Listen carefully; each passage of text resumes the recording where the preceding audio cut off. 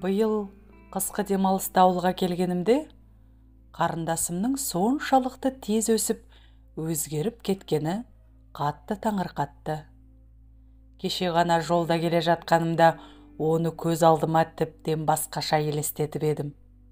Орта бойлы, толықша келген қара торы жүзді, әр кездегі ерке қалпында менімен таласа кетуге дайын тұратын өжет қыз. Шолақтау келген сүйкімді мұрны үнемі күлкіні шанынан аңғартып, сөйлеген кезде делбіреп тұратын. Ақжара өрген қалың қара шашы маңдай алды бұрымына қосылмай, бұйралана шоқтанып біткен. Ол кейде желбіреп көзіне түсетін. Осы бір көзіне түсе беретін тентек шашы кейде менің зығырданымды қайнатушы еді. Өз-өзімнен қарындасыма тиіскім келіп кететінде, аяқ асты ашу шақырып, айқайлап ұрса бастайтынмын. Шынымды айтсам, үйдегі уақытымның көбі қарындасыма шүйілге жүріп, үлкендік ақыл айтумен өтетін. Оның бойынан әрқашан қызға лайықсыз міндер тауып, кінәлап ұрсушы едім. Ал ұрысқан сәтте, ол көзі жапақтап, бәрін мойындап, үнсіз отыратын да, менің жүзімде сәл жылылық пайда болған сәтте өзіме қосыла езу тартатын. Сол-ақ екен, мені қуақы қылығымен алдап, ептеп қана есікке жылысатын. Егер менен бұрын есікке жетіп үлгірсе, айтқан ақылымның түгелдей зая кеткені. Әлгінде ғана жаудырап отырған қарындасым тордан құтылған дала құсындай ойнақшып шыға келеді. Маған қарап, тілін шығарып, «Мақтаншақ, үлкен болғаныңа мақтанасың ғой», бір деп мазақтап сыртқа қаша жөнелетін. Ондайда мен жарылып кете жаздап, ызыға булығамын. Артынан қуып шығып, «Келерсің бәлем үйге», деп жұдырығымды түйемін. Кей кезде оның күнделікті сабақтарын тексеріп қарап, сұраулар беріп, өзімше емтиханды алатынмын. Сұрауларым әрдайым сабаққа пәлендей қатысы жоқ, кездейсоқ болушы еді. Егер қарындасым жауапты дөп қайтара алмай қалса, ұрыстың басталғаны. Бірақ амал қанша, ұрсып айтқан ақылымды күле тыңдап, жөні келсе әлгіндей мазақтап кете беретін. Әсіресе осы тілін шығарған әдетін қайдан тапқанын білмеймін. Қанша айтсам да қоймайтын.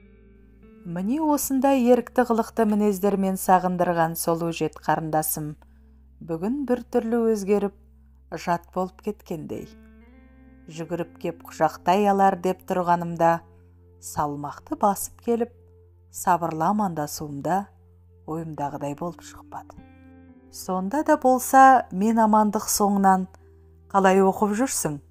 Әлі емтихан аламын» деп үлкендік әдетіммен ескертіп қойғам. Ол сәл қызарып кетті де, «Дайын мұнаға», деді.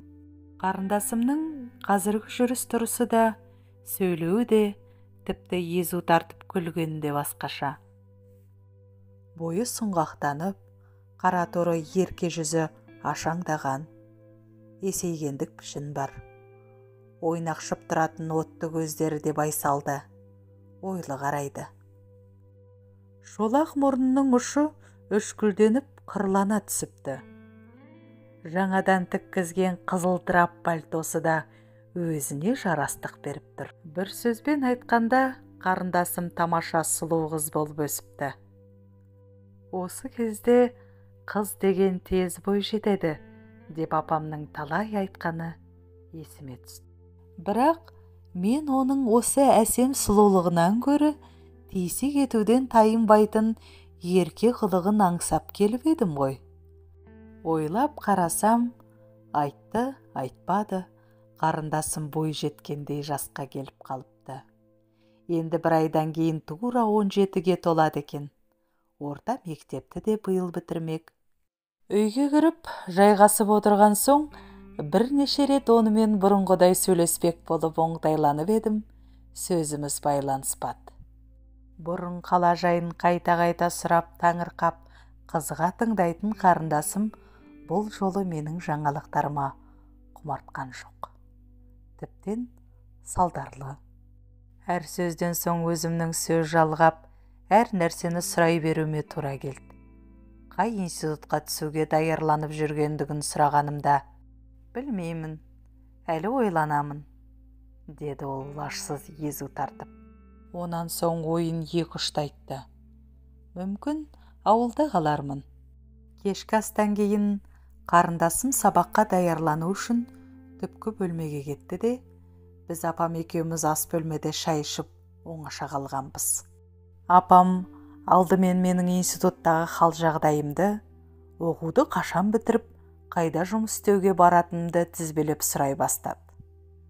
Дәл осы жайларды апам бұрында да бірнеше рет сұрап біле тұрса да, бұл жолы әдейі сөз болсын деп отырғаны белгілі еді. Сондықтан бұрын әлденеше айтқанымдай, оқуының бітіруіне 2,5 жыл барын, мүмкін болса бітірісімен агроном болып, өзіміздің ауылға келетінімді тағы да қайталап айтып бердім. Ауылда болып жатқан жаңалық, өзгерістерді сөз еттік. Апамнан естідім. Орта мектепті бітірген біздің ауылдың бір талай жастарын колхоз ауыл шаруашылығының түрлі саласы бойынша мамандар дайындайтын техникалық курстарға, жоғарғы оқу орындарына түсуге даярлыққа жіберіп жатқан көрінеді. Әлгі Дәукеңнің баласы Нұрланды білуші ме? Аса жақсы білмеймін, дедім. Менің сыртта оқығаныма талай жыл болғандықтан, өзімнен соңғы балаларды жақсы білмеуші едім. Осындай демалыстарда келгенімде, олар ойда қырда жұмыста болатында менімен кездесе бермейтін. Жасыратыны жоқ. Мен де өзімнен кейінгі жастармен танысып, істес болуды ойлаған емеспін. Тек кейбір үлкендердің осы апам атаған Нұрланды мақтағаны есімде. Естуімше, ол өткен жылы орта мектепті бітірісімен өзіміздің ауылдағы электр станциясына жұмысқа кірген. 3 айдан кейін монтёрдің көмекшісі, одан кейін монтёр болып істейтін дейтін. Нұрлан қазір қайда істейді деп сұрадым. Станцияда тікник дейме, не деуші еді, соның көмекшісі. Жап-жақсы еңбек етіп, табысы да мол. Бір үйдің иесі боп қалған баланы колхоз енді 3 жылдық оқуға жібергелі жатыр. Бет алды оқи бергеннің несі жақсы дейсің? Деді апам жақтырмаған пішінде. Мен апамның сөз төркінін түсіне қойдым. Ол кісінің ойынша, менің ауылға серек келуім, өткен жаздағы практикамды басқа колхозда өткізуім, далада жүріп, жат бауырып кеткендіктің салдары деуші еді. Көрші кемпірлермен сырласа отырып, көрші, ананың көңілі балада, баланың көңілі далада деп бұрынғылар бекер айтпаған екен деп, талай күрсінгені есімде. Міне, Нұрлан туралы сөз қозғағанда, көмейінде осы ойлар жатқан болар деп түйдім. Әйтпесе, біреудің баласында не жұмысы бар десеңізші. Оқығаны дұрыс қой, апа, деп мен Нұрланға шын тілектес екенімді білдірдім. Жауабым апама ұнамай қалды білем. Бір шыны шайды ішкенше төмен қарап үнсіз отырды. Ескірген бәтес орамалымен тершіген маңдайын сүртті де, үстіңгі жағы қымтап жабылмаған терезеден сырттағы қара түнге қарады. Әлимаға қатты сөз айтып ренжетіп алып жүрме, деді әлден уақытта, бағанадан бері айталмай отырған сөздерін түйіндеп. Тосын айтылған бұл сөзге мен не дерімді білмей аңтарылып қалдым. Бұрын қарындасым ауырысқан кездерімде әсте арамызға түсіп көрмеген. Кей уақыт Алима жылап кеп, мені шағыстырғанда, ештеңе етпейді, өз ағаң ғой, сені жаман болсын дейме деп жұбататын. Ал апамның қазіргі сөз сыңайынан Алимаға алдын ала араша түсіп отырғанын жақсы сезіндім. Менің ұрсуыма ендігі жерде жол бермейтінін анық еді. Азда болса көңілім кірбің алып қалғандай. Қазбалап ештеңені сұраған да жоқпын. Сұрағым да келмейді. Ертеңіне түсте қарындасым мектептен тұнжырап өте көңілсіз қайтты. 10 кластың сабағы ауыр тиіп жүрген болар деп мазалаған жоқпын. Оқу құралдарын қойған жерден өзім барып оның күнделігін тауып алғам. Менің қимылымнан көз айырмай отырған Алима бозарып кетті. «Аға, иесінен рұқсат сұрамайсыз ба?» деді салмақпен. Ыңғайсызданып ақ қалдым, сыр бермеуге тырысып. «Мен сенің бөтенің емеспін, рұқсат сұрамауым міндет емес», дедім. Мұнан әрі оған еш көңіл аудармастан күнделікті ақтарып қарай бастадым. Жаңа ғана бетіме ызғары тепкен ашуым қайтып, еріксіз ризалық білдіруіме тура келді. Күнделіктің алғашқы беттерінен бастап кілең бестік бағалар тізіліпті. Бүгін ғана физикадан 3 алған екен. Қарындасымның жабырқауын осыдан болар деп ойладым. «Өзің алтын медальға кандидат екенсің ғой?» дедім көңілін ауламақ болып. «Ештеңе етпейді, 1-3 деген немене?» Алимада үн жоқ. Сұп-сұр болып, орнынан қозғалмай отыр. Әлгінде көзінен байқаған қалжырау мен шаршаңдық мұңға айналыпты. «Алима, саған не болған? Әлде біреу ренжітті ме?» Қарындасымның сүйкімді жұмыр иегі діріл қағады. Мөлдіреген жас бетінен жол сыза сырғып барып тамып кетті. Ештеңеге түсіне алмай, мен күнделігін орнына қоя бергенімде, арасынан 4 бөлінген сурет сырғып кеп, аяғымның астынан түсті. Еңкейіп ала бергенімде, «Аға, өзіме беріңіз, жаным аға», деп жылай келіп, қолыма жабысты. 4-ке бөлінген жігіт суретін анықтап көре алмастан қарындасыма қайтып бердім. Не дерімді өзімді білмедім. 2 күн өткенше қарындасым маған үлкен жұмбақ болды. Өзімді қапаландырған жайды сұрауға еш мүмкіндік болмады. Мен жанына жақындасам болғаны, ұяладым болу керек.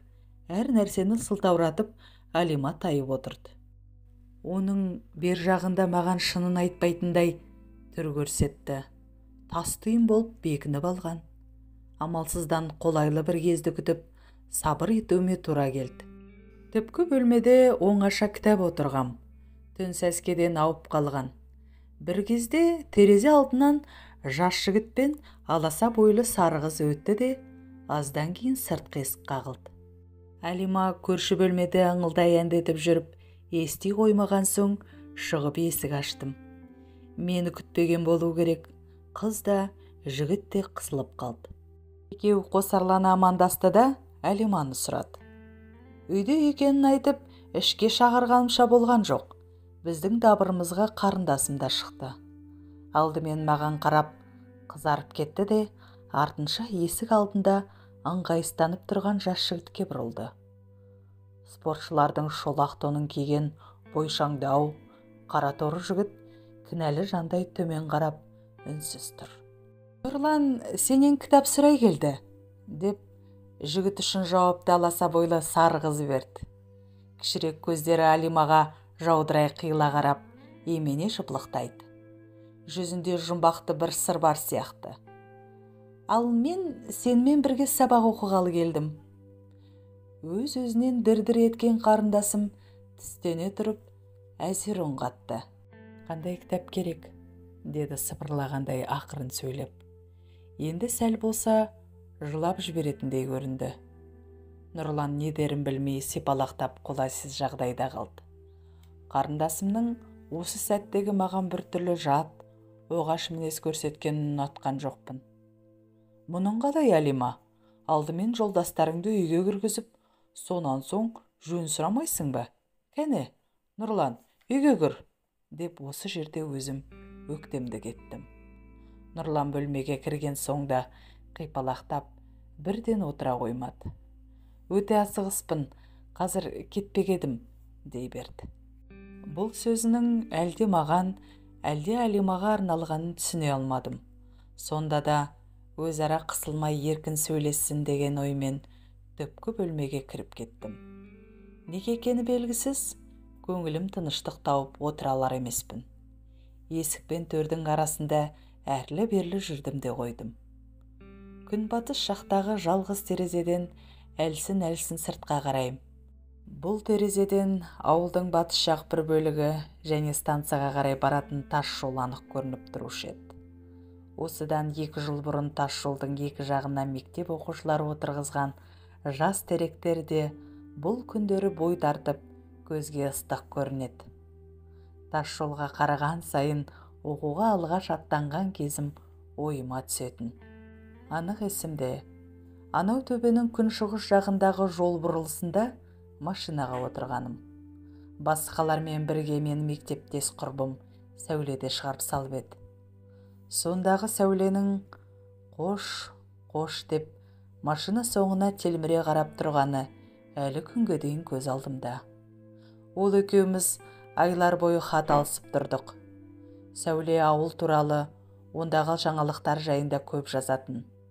Ал мен болсам, өзің көрген жоқсың, қаланың жаңалықтарын қалай жазамын деп сылтау етіп жауапты шолақ қайырушы едім. 7 айдан кейін менің ең соңғы хатыма жауап келмеді. Мен де қайтып хат жаза қоймадым. Осылайша арамыз үзілген еді. Кейін ауылға келгенде естідім. Сәуле көрші колхозда тұратын біреуге тұрмысқа шыққан екен. Жүрегімде ауыр мұң пайда болды. Мен оны сүйетінімді сонда ғана сездім. Амал не? Қолда барда алтынның қадірі жоқ деген ғой. Тек жастық шақтағы достықты еске түсірумен ғана тынғанмын.